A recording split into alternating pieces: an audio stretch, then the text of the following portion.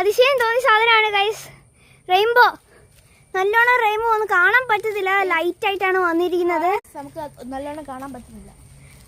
കുറെ നേരം വന്നുകൊണ്ട് ഞങ്ങൾ ഓടിപ്പോയെന്ന് നിങ്ങളെ കാണിക്കാൻ വേണ്ടി ഫോൺ എടുക്കും. അപ്പോൾ ഗൈസ് നല്ല രസമുണ്ട്. ഇപ്പം ഞാൻ 10ാമത്തെ തവണയെങ്ങാണ്ടാണ് റെയിൻബോ കാണുന്നത്.